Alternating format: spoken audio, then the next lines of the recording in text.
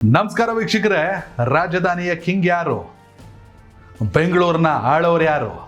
ಕಾಂಗ್ರೆಸ್ಸಿಗರ ಆಡಳಿತದ ಪಕ್ಷದಲ್ಲಿರುವಂಥ ಅಥವಾ ಪ್ರತಿಪಕ್ಷದಲ್ಲಿರುವಂಥ BJP JDS?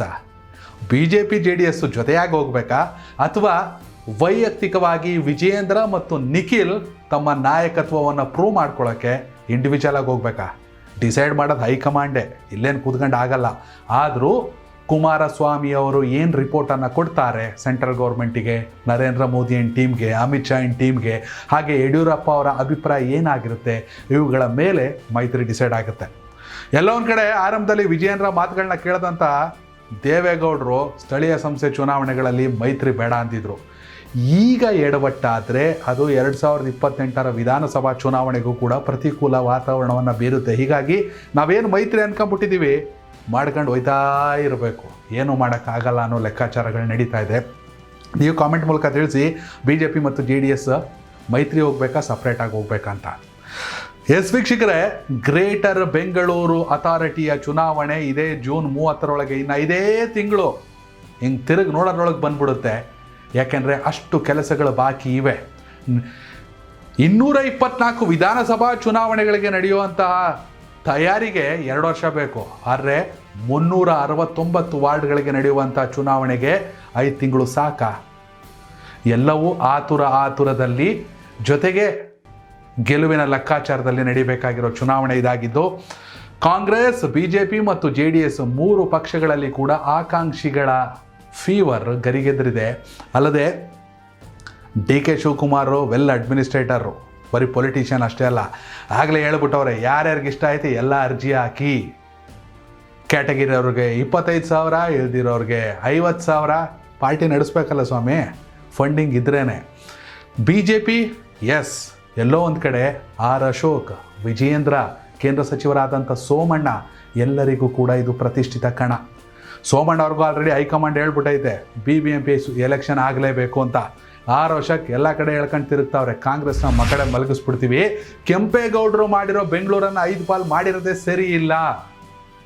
ಕೆಂಪೇಗೌಡರು ಬೆಂಗಳೂರು ಒಟ್ಟಾಗಿ ಸಾಗಬೇಕು ಅಂದರು, ಇವ್ರು ಇದನ್ನ ಬಿಸ್ನೆಸ್ ಮಾಡ್ಕೊಳಕ್ಕೆ ಹೊರಟ್ಬಿಟ್ಟವ್ರೆ, ರಿಯಲ್ ಎಸ್ಟೇಟ್ ಮಾಡ್ಕೊಳಕ್ಕೆ ಹೊರಟ್ಬಿಟ್ಟವ್ರೆ, ಸರಿ ಇಲ್ಲ ಅನ್ನೋದು BJPಯ ಮೊದಲ ವಾದ. ಇವೆಲ್ಲದರ ನಡುವೆ ಅಭಿವೃದ್ಧಿ ಆಗ್ಬೇಕ್ರಿ. ಹಿಂದೆ ವಿಧಾನಸೌಧ ಕಟ್ವಾಲು, ಮೆಜೆಸ್ಟಿಕ್ ಕಟ್ವಾಲು ಕೆಂಪೇಗೌಡರಿಗೆ ಹಿಂಗೆ ಸಾಕಷ್ಟು ಜನ ವಿರೋಧ ವ್ಯಕ್ತಪಡಿಸ್ತಾ ಇದ್ರು. ಆದರೆ ಒಂದಷ್ಟು ದಶಕಗಳ ಬಳಿಕ ಅವ್ರು ಮಾಡಿದ ಕೆಲಸ ನೆನಪಿಸ್ಕೋತಾರೆ. DK ಶಿವಕುಮಾರ್ ಅವ್ರ ವಾದ ಇದೇನೆ, ದೇವರೇ ಬಂದರೂ ಬದಲಾಯಿಸೋಕ್ಕಾಗಲ್ಲ ಬೆಂಗಳೂರನ್ನ, ಇಷ್ಟಾದರೂ ಟನಲ್ ಮಾಡ್ತೀನಿ ಅಂತ ಹೊರಟವ್ರೆ. ಗ್ರೇಟರ್ ಬೆಂಗಳೂರು ಮಾಡಿ ರಿಸ್ಕಿಗೆ ಕೈ ಹಾಕವ್ರೆ. ರಿಸ್ಕ್ ತಗೋಬೇಕು, ಬಂಡವಾಳಕ್ಕಿಂತ ಬಂಡತನ ಮುಖ್ಯ ಅಂತಾರೆ. DK ಶಿವಕುಮಾರ್ ಅವ್ರಿಗೆ 2 ಐತೆ. ಇಷ್ಟಾದ ಮೇಲೆ ಅವ್ರು ಸುಮ್ಮನೆ ಕೂತ್ಕೊಳ್ಳಲ್ಲ, ಎಲ್ಲಕ್ಕಿಂತ ಹೆಚ್ಚಾಗಿ ಮುಖ್ಯಮಂತ್ರಿ ಆಗಬೇಕು.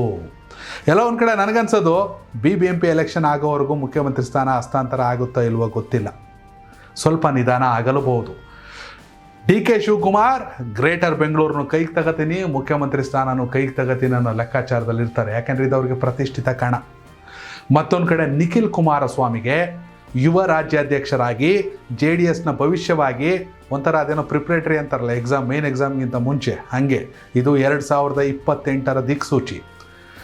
ಸತತವಾಗಿ ತಾವು ಸ್ಪರ್ಧಿಸಿದ 3 ಚುನಾವಣೆಗಳಲ್ಲಿ ಸೋಲನ್ನು ಅನುಭವಿಸಿದ್ದರೂ ಕೂಡ ಇಡೀ ರಾಜ್ಯಾದ್ಯಂತ ಸುತ್ತಾಡಿ ಪಕ್ಷವನ್ನು ಸಂಘಟಿಸುತ್ತಿರುವ ನಿಖಿಲ್ಗೆ ತಮ್ಮ ಪವರ್ ಎಷ್ಟೈತೆ, ತಮ್ಮ ಕೆಪಾಸಿಟಿ ಎಷ್ಟೈತೆ, ನಾನೂ ಕೂಡ ಅತ್ಯುತ್ತಮ ಜನಪ್ರತಿನಿಧಿ ಆಗ್ತೀನಿ, ಸಂಘಟಕ ಆಗ್ತೀನಿ ಅನ್ನೋದನ್ನ ಪ್ರೂವ್ ಮಾಡ್ಕೊಳ್ಳೋಕ್ಕೆ ಇದೊಂದು ಉತ್ತಮ ಅವಕಾಶ. BBMP ಅಂದರೆ ಗ್ರೇಟರ್ ಬೆಂಗಳೂರು ಚುನಾವಣೆ. ಮತ್ತೊಂದು ಕಡೆ ವಿಜಯೇಂದ್ರ ಬೈ ಎಲೆಕ್ಷನ್ ಸ್ಪೆಷಲಿಸ್ಟು, ಯಾವಾಗ? ರಾಜ್ಯಾಧ್ಯಕ್ಷರಾಗಕ್ಕೆ ಮುಂಚೆ. ಆದರೆ ರಾಜ್ಯಾಧ್ಯಕ್ಷರಾದ ಮೇಲೆ ವಿಜಯೇಂದ್ರ ಆದಂಥ 4 ಚುನಾವಣೆಗಳನ್ನು ಬೈ ಎಲೆಕ್ಷನ್ನ ಸೋತರು. ಸುರ್ಪುರದಲ್ಲಿ ರಾಜೇಗೌಡರು, ಶಿಗ್ಗಾವಿಲಿ ಭರತ್, ಬಂಗಾರವಣಮಂತು ಸಂಡೂರಲ್ಲಿ, ಹೀಗೆ ಆದಂಥ ಎಲ್ಲ ಚುನಾವಣೆಯನ್ನು ಚನ್ನಪಟ್ಟಣದಲ್ಲಿ ನಿಖಿಲ್ ಮೈತ್ರಿ ಅಂತ ತಗೊಂಡಾಗ 4ಕ್ಕೆ ಸೋತವ್ರೆ. ಹೀಗಾಗಿ ರಾಜ್ಯಾಧ್ಯಕ್ಷ ಸ್ಥಾನಕ್ಕೆ ನಾನೇ ಸೂಕ್ತ ಅಂತ ವಿಜಯೇಂದ್ರ ಅನ್ಕೋತಾ ಇದ್ದರೆ ವಿರೋಧಿಗಳು ಜಾಸ್ತಿ ಅವರೇ. ವಿರೋಧಿಗಳನ್ನು 2028ರ ಚುನಾವಣೆಗೂ ಸೈಲೆಂಟ್ ಮಾಡಲೇಬೇಕು. ತಾವೇ ರಾಜ್ಯಾಧ್ಯಕ್ಷರಾಗಿ ಮುಂದುವರಿಬೇಕಂದ್ರೆ BBMPನ ಕಬ್ಜಾ ಮಾಡ್ಕೊಂಡು ತೋರಿಸ್ಲೇಬೇಕು.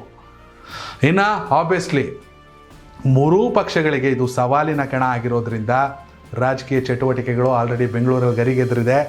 ಮತದಾರರ ಪಟ್ಟಿ ಮತ್ತೊಂದು ಮಗದೊಂದು ಆಲ್ರೆಡಿ ಓಟ್ ಚೋರಿ ಲೆಕ್ಕಾಚಾರಗಳು ಜೋರು.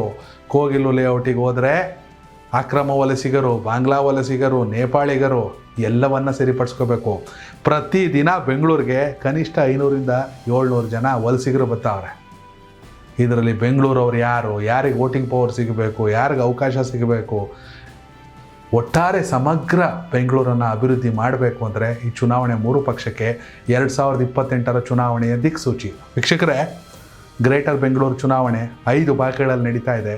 ಗರಿಗೆದರಿದ ರಾಜಕೀಯ ಚಟುವಟಿಕೆ. ನಿಮ್ಮ ಅಭಿಪ್ರಾಯ ಇದ್ರ ಬಗ್ಗೆ ಕಾಮೆಂಟ್ ಮಾಡಿ. ಧನ್ಯವಾದಗಳು.